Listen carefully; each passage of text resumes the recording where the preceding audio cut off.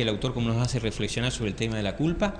Y tenemos ahora otra historia, ¿cierto? Vimos la culpa, vino después, a ver si me acompañan, después el siguiente bloque, la vergüenza, ¿cierto? Cuando somos conscientes de lo que hemos hecho y en esa vergüenza encaminarla correctamente, no hacer proyección, no hacer racionalización, sino hacer confesión.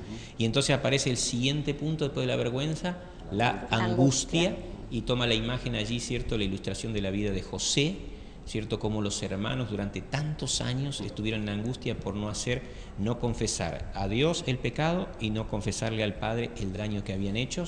Y entonces después sigue el otro punto, de decir, sigue esto con fuerza debilitada, es decir, cómo va afectando la culpa a nuestro organismo, tanto habíamos hablado físicamente, emocionalmente y por supuesto espiritualmente. Y entonces ahora aparece allí llanto amargo, otra característica de esa culpa ya, ¿cierto?, enraizada en cada uno de nosotros, ¿no? Viene una historia, ¿no, Gabriel? ¿Te acordás? Sí, una historia que es conocida por todos también y a mí me encanta. O sea, me encanta por la situación, o sea, no me gusta la situación que se da, pero me gusta cómo se resuelve la situación esta.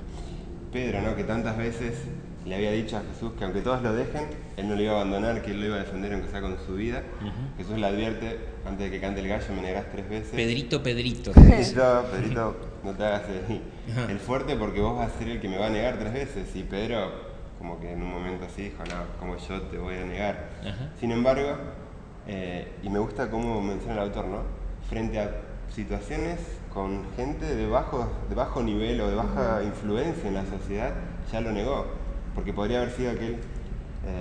y si hubiera estado un soldado quizás con una espada en la mano diciendo, mira, si no... un fariseo. Sí, si no lo negás te mato, pero no, ahí fue así muy sencillo. Siervos, mujeres, distintas personas que no eran consideradas de influencia, le presentaban que era un seguidor de Jesús y él lo negó.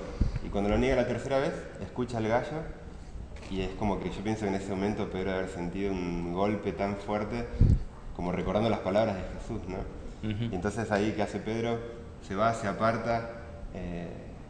Yo pienso que debe haber hecho como un resumen mental de lo último que había pasado en su vida con Jesús, con todo, y se da cuenta de lo que había hecho.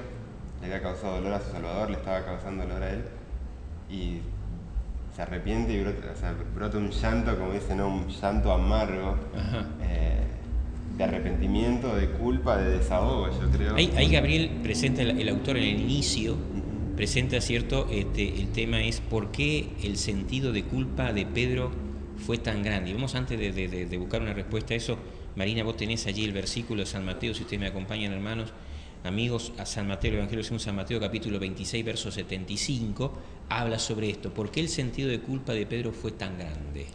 Dice, entonces Pedro se acordó de las palabras de Jesús, que le había dicho, antes que cante el gallo me negarás 3 veces, y saliendo afuera lloró amargamente. Qué bárbaro, ¿no? ¿Por qué será?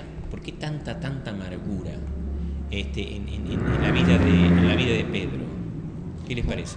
Yo creo que, bueno, en primer lugar, Pedro, si bien tal vez había interpretado completamente la misión de Jesús, era alguien que lo amaba, o sea, alguien que había compartido muchas cosas, y el hecho de haber sido anticipada esa traición, el hecho de que Jesús ya se lo había dicho, y el haber negado a Jesús es como que creo que le causa ese dolor tan grande, ¿no? Ese amor que sentía por Jesús, eso que Jesús se anticipó ya sabiendo que él lo iba a hacer, y Pedro, que dijo que no, lo termina haciendo, creo como que fue muy impactante para él, ¿no? Tremendo, ¿no? ¿Pasaron por alguna situación así? ¿Alguna vez? De llanto, pero ese llanto que no lo podés contener y por más que uno quiera disimular se te cae, ¿cierto? Y vos tenés que retirarte o te corres a un lado y la gente te mira y es algo incontenible. ¿Le has pasado? Medio que las mujeres son un poquitito así, ¿es así o no? ¿Los hombres somos medio quizás no tanto? ¿O qué les parece a ustedes, chicas? Sí, ¿Son más proclives? ¿Sí? Yo creo que sí. ¿Sí? Gabriel, ¿qué decís vos? Yo creo que a todos nos afecta. O sea, a todos nos por ahí los varones como que tratamos más de disimularlo, lo piloteamos un poquito, pero igualmente necesitamos una vía escape. El llanto no es patrimonio de las mujeres, creo que todos lo pasamos. Tal vez las mujeres como que brota mucho más fácilmente, es mucho más sensible a eso, pero no somos ajenos para nada. Quizás, Luciana, si vos podés leer la cita, y ahí nos entendemos un poquitito por qué tanta amargura en el tercer párrafo de la lección, dice, con cegadoras lágrimas, ¿no? ¿Por qué Pedro le dolió tanto? Aquí la hermana Elena nos enseña, nos habla sobre este tema y cuánto justamente el efecto, ¿cierto?, de haber sido consciente de lo que él hizo, produjo ese llanto, ¿no, Luciana? Con cegadoras lágrimas, Pedro se encamina a la soledad del jardín de Getsemaní, y allí se postra donde vio la forma postrada de su Salvador cuando sudor con sangre brotó de sus poros en su gran agonía. Pedro recuerda con remordimiento que él estaba dormido cuando Jesús oraba durante esas terribles horas. Su orgulloso corazón se quebrantaba y lágrimas penitenciales humedecen el suelo tan recientemente manchado con el sudor y la sangre del querido Hijo de Dios. Salió de ese jardín como un hombre convertido. Estaba listo para apiadarse de los tentados. Fue humillado y podría simpatizar con los débiles y errantes. Qué tremendo, ¿no? Porque allí dice dos cositas que quiero resaltar de esta cita. Dice, Pedro recuerda con remordimiento el llanto, cierto resultado o consecuencia de un remordimiento pero profundo. Dice que él estaba dormido cuando Jesús oraba, ¿no? ¿Cuánto podría haber estado al lado del maestro? Qué sé yo. Yo creo que también decir, ese llanto, esa amargura, ese dolor se acrecienta porque nosotros más todavía nos machacamos. Es decir, como seres humanos tenemos esa tendencia. Es decir, tenemos allí, ¿cierto?, la figura de Satanás como el acusador, ¿no? Como metiendo más leña al fuego, como decimos esa imagen, metiendo más leña al fuego para que se incendie más todavía. Esa es la imagen del enemigo cuando nosotros cometemos un acto, ¿cierto?, malo. Y entonces aparece allí, ¿cierto?, el tema, dale, machacate. Entonces viene Pedro, ¿cierto?, destrozado. Dice, su orgulloso corazón se quebrantó. Es decir, eso es algo que él no iba a pensar, que nunca lo iba a hacer, ahora lo hace. Entonces ahí el hecho es la actitud de Pedro. Es algo importante que uno podría, quizás el autor podría hacerle también esta comparación, la actitud de Judas, que hizo exactamente lo mismo porque uno lo vendió, ¿cierto? Y el otro también lo vendió. Uno lo vendió con dinero, todavía Judas fue más comerciante, ¿no? Pedro no sacó ni una ventaja. Pero el hecho de decir, ambos lo vendieron, ninguno se identificó con Jesús.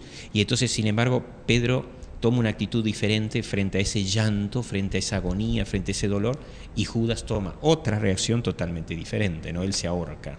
Como que en el mismo momento se están dando dos situaciones, ¿no? O sea, se planteó la misma situación, dos desenlaces distintos. Y quizás en tiempo, en el mismo tiempo, ¿cierto? Porque uno estaba en un lugar, en un jardín, el otro estaba a las afueras de la ciudad, ¿cierto? Porque después se ve la consecuencia de Judas, cuando van, ¿cierto?, que estaba colgado y se había caído y los perros estaban comiendo del cuerpo, ¿no?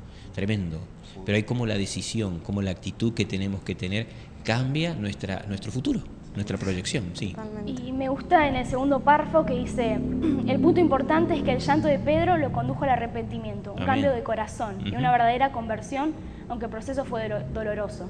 Esto habla del llanto, a qué lo llevó, o sea, cómo se arrepintió, aunque fue doloroso todo el proceso, pero, o sea, el alivio, yo creo que sintió. Exactamente. Y en una situación así, el alivio. Y cómo termina también ese mismo párrafo, que es lo que Pedro decía, yo amo a Dios, yo amo a Jesús, yo no lo voy a negar. Y cómo a veces, lo que dice, necesitamos vernos cómo en realidad somos y lo que hay en nuestro corazón. De qué traición somos capaces. Y entonces caeremos, quebrantados como Pedro, ante el Señor. A veces tenemos que llegar hasta cierto punto para realmente darnos cuenta de que a veces esta naturaleza pecaminosa que tenemos nos juega en contra. Ir a Cristo. En este aspecto también es como fácil proyectarnos, como decir, mirá Pedro, ¿no? O sea, Pedro negó a Jesús todo, y cuántas veces nosotros lo hemos hecho y lo seguimos haciendo, ¿no? Y me gusta, como dice Marina y como menciona el autor, vernos, hacer una introspección, mirarnos a nosotros y plantearnos estas situaciones también, ¿no? Y quizás no entrar a pensar tanto, simplemente yo diría hacer como un acto reflejo, ¿no? Cuando viene la culpa, cuando viene esa situación allí, la agonía, el llanto, el dolor, la vergüenza, es decir, ir a Cristo.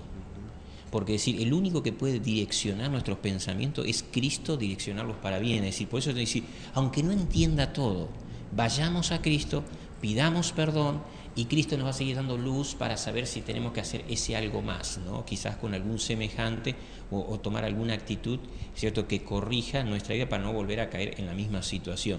Por eso necesitamos un Dios que está allí, esperándonos, dispuesto, no para condenarnos, no para justamente meter ese dedo en la llaga, sino un Dios que está dispuesto para ayudarnos y decir, tranquilo, confesaste, ya está borrado, pero entonces ahora Él está allí dispuesto para decir qué otra cosa necesitamos hacer para que esto quede sanado y para que esta herida se vaya cerrando de una vez por todas. Así que Dios nos acompañe en situaciones así a buscarlo a Él, para que entonces allí en esa apertura podamos encontrar qué verdaderamente debemos hacer y encontrar la paz que Él quiere darnos.